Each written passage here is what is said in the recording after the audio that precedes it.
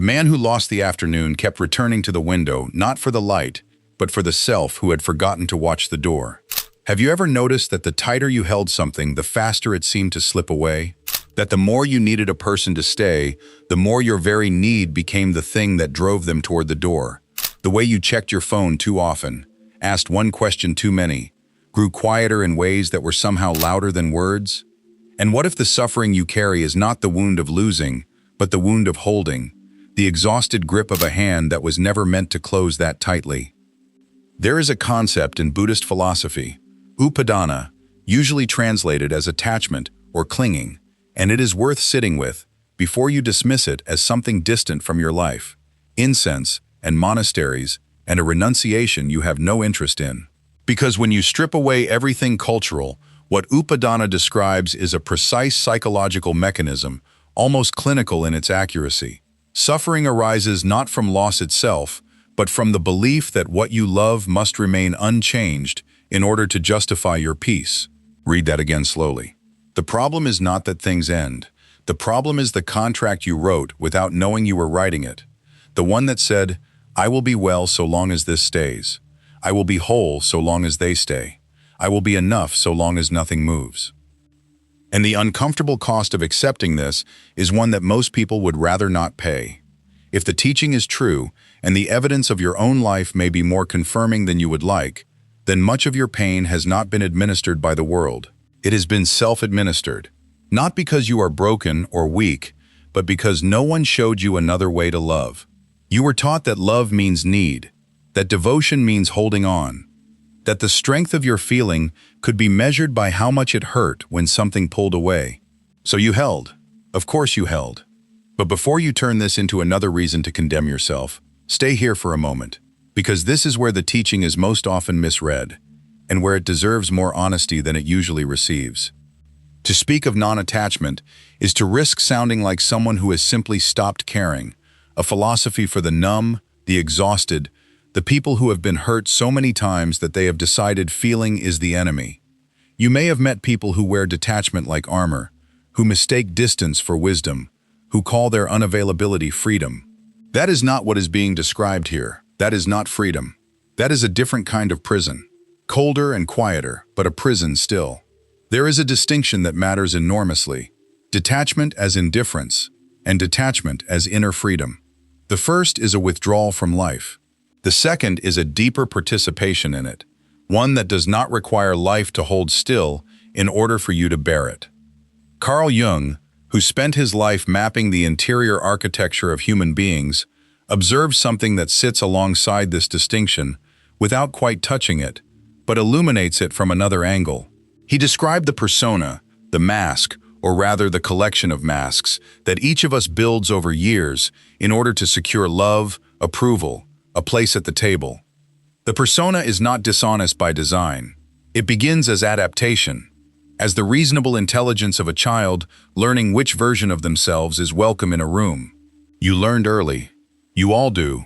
You learned which feelings to quiet, which hungers to hide, which parts of yourself to leave outside the door before entering. And here is where Jung's insight and the question of attachment begin to speak the same language. Much of what you cling to so desperately is not the person themselves. It is the version of yourself that felt permitted, that felt safe, that felt, perhaps for the first time, like it was allowed to exist when they were near.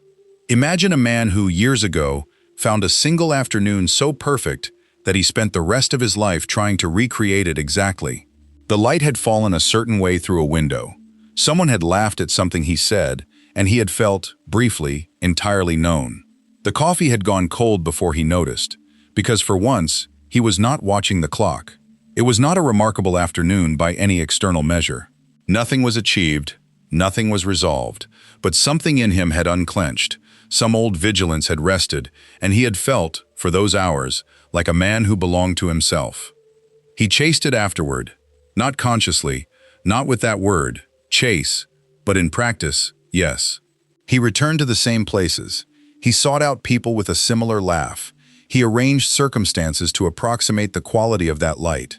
He told himself he was simply a person who appreciated beauty, who honored memory, who knew what was good. But the afternoon never came back. Not really. It returned in fragments, in almost moments that dissolved the instant he noticed them, like trying to hold water in a cupped hand that keeps opening. And slowly, without naming it, he began to grieve not the afternoon itself, but the self who had lived inside it. The man who had not been watching for the exit. The man who, for a few hours, had stopped performing. That is where attachment lives. Not in the object, not even in the person, but in the version of you that felt permitted to exist when they were near. And that is why losing them feels like more than loss. It feels like erasure. Perhaps what you have been holding on to all this time is not a person at all. Perhaps it is a self you only ever met in their presence and have not yet learned to carry forward on your own. This is where Carl Jung offers something that no amount of grief literature quite manages to say. He called it projection, not in the dismissive sense, not as an accusation, but as a precise description of a process that operates below awareness. We disown parts of ourselves. The qualities we were taught to suppress, the desires we were told were too much, the tenderness we learned to hide because it had been used against us. All of it gets split off and placed, unconsciously, onto the people we love most fiercely. We see in them what we have exiled in ourselves. And so when they leave, the grief is double. There is the grief of their absence, and beneath it, quieter and more bewildering, is the grief of losing contact with the part of yourself you had only been able to see reflected in them. This is not weakness. It is the ordinary inheritance of anyone who was shaped by love that came with conditions. The work, and Jung was always honest that it was work, is not to stop loving. It is to begin the slow process of reclaiming what you projected. To ask, what quality did I see in them that moved me most? And then, without flinching, where have I buried that in myself? Not to diminish what you felt, but to free it from depending on their continued presence in order to survive. How many times did you forgive the wrong person because their absence felt like proof that you were not enough? How many mornings did you wake, already rehearsing what you would say if they came back? Not because you had left things unsaid, but because their silence had become the only mirror you trusted. How many versions of yourself did you quietly retire because you sensed they would not be welcome in the life you were trying to hold together? How many times did you call it love when, if you sat with it long enough, it was closer to hunger? The hunger of someone who had never quite been given enough of themselves to feel full. There is a face moving through your mind right now, isn't there? Perhaps more than one. And the pattern you recognize in this reflection, the reaching, the rehearsing, the slow disappearance of yourself in service of the connection, that pattern will not stay with that face. It will find a new one, because the mechanism beneath it doesn't care about the person, it cares about the wound. If you want to understand the mechanics of that loop, why certain people trigger it, why it binds so much harder than ordinary affection, there is a video in the pinned first comment that goes directly to that question. It may be the most useful thing you watch this week. Now, back to the river. Imagine a river that decides, one autumn, to remember every stone it has ever moved. Not to carry the stones, it is a river, not a cart, but simply to remember the weight, the resistance, the particular way each one finally gave and rolled. To hold the memory of every stone as though the stone itself were still there, pressing against the current. At first it seems like a kind of faithfulness, a refusal to forget what it has touched. But memory, for a river, is not neutral. The river that remembers every stone begins to slow. The current loses its clarity. Where there was once the clean pull of moving water, there is now something thicker.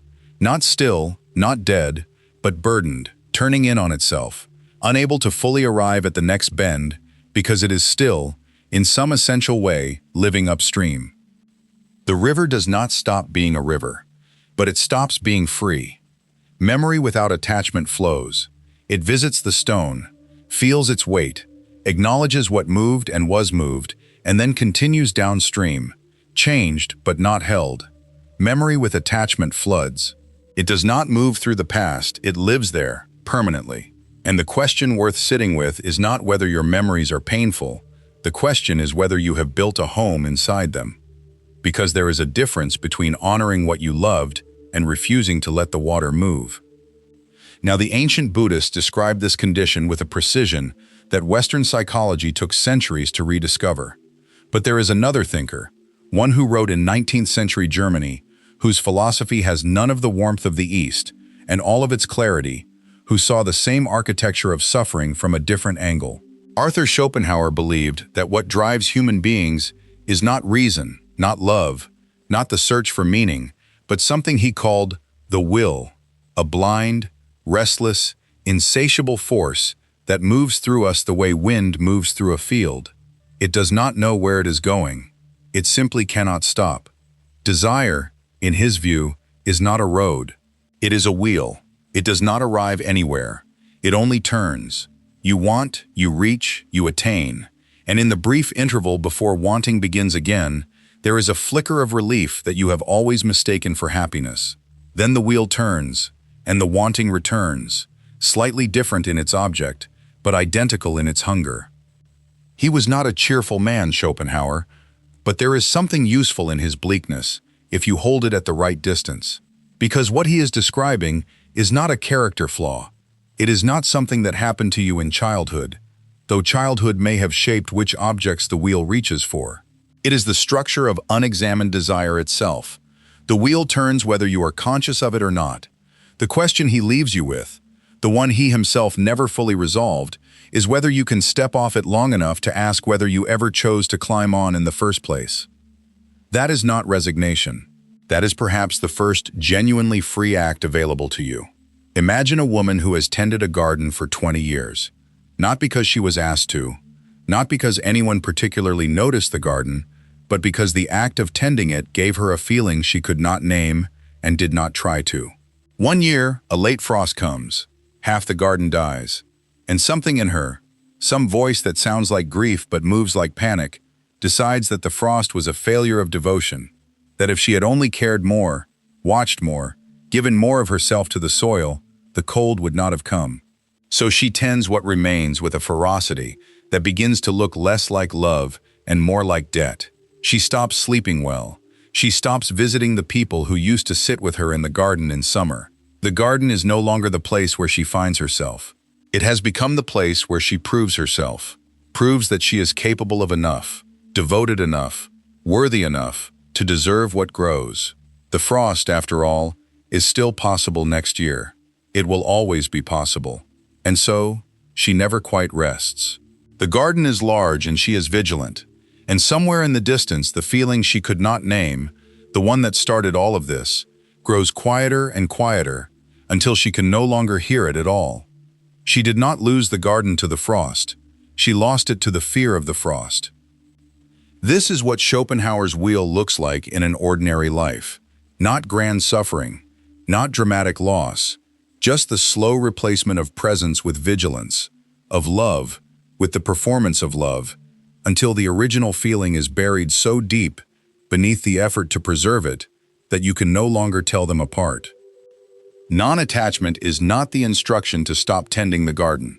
It is the invitation to notice when tending has become proving, when love has become a form of debt collection, tallying what you have given against what you might still lose. And perhaps this is where the deepest paradox lives, because the world will tell you that love is measured by its intensity, by the ache of it, by how much you would surrender to keep it close. But it may be that this is not love at all. It may be need wearing love's name. To love without requiring the loved thing to complete you. To love it as it actually is, in its full impermanence, in its refusal to stay perfectly still. That is not a lesser love. That is perhaps the only love that does not slowly devour both people from the inside. You do not love more by holding tighter. You only hurt more. And so we arrive, quietly, at the place this reflection has been moving toward all along, not toward a technique, not toward a system, but toward a question simple enough to be uncomfortable.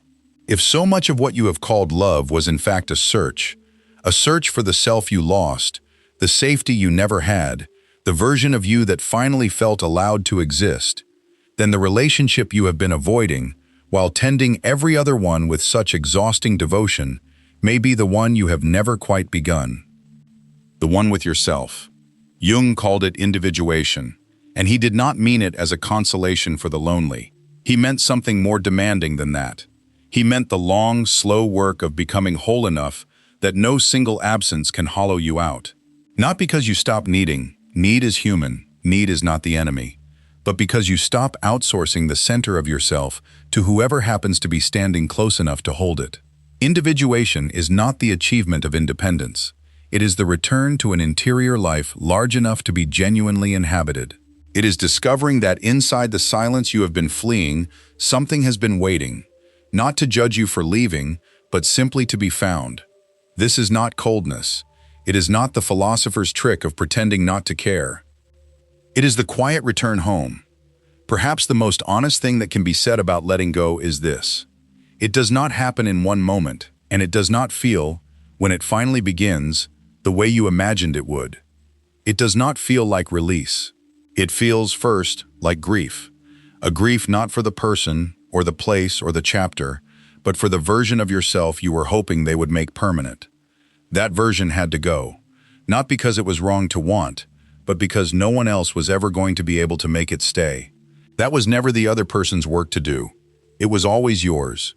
And when you understand that, not as an idea, but as something you feel in the body, something quiet and slightly devastating, the grip loosens on its own. Not because you stopped caring, because you started caring about something closer. So carry this with you. If it found you tonight, what would your life begin to look like if you offered to the relationship with yourself even a fraction of the patience, the forgiveness, the careful attention you have spent on the people who were never quite sure they wanted to stay? I want to say something from my own experience before we close. There was a time when I understood non-attachment only as a concept, something I could explain clearly and feel almost nothing from. It took a particular loss, not a dramatic one, the quiet kind that no one around you recognizes as a loss, to understand that what I was grieving was not the person, but the version of myself that had felt, briefly, permitted. That realization did not arrive as comfort. It arrived as responsibility. And slowly, uncomfortably, it became the beginning of something I had not expected, the ability to be alone without being abandoned. I am grateful you stayed for this one. These reflections are made for exactly the kind of person who watches until the end. If tonight something in this video stayed with you, and you want to understand the deeper mechanism, why certain people seem to take hold so completely, and why the loop begins again with a new face before the last one has fully faded, that is exactly what the video in the pinned first comment explores. It goes into the psychology of emotional dependency in a way this format did not have space for. It may be the more useful companion to what you just heard. If any part of this reflection landed somewhere true for you, write in the comments just this: I release what was never mine to keep. Nothing more needs to be said than that. Sometimes the right words, written quietly, do something a long explanation cannot. And if you find that this channel has become a place you return to when you need to think more slowly, subscribe. It costs you nothing, and it means these reflections find their way to someone else who may be sitting somewhere tonight needing exactly this. Besides, the algorithm, much like certain attachments, responds rather well to a clear signal of commitment. The video appearing on screen now goes one layer deeper into what we only touched here. I think you are ready for it.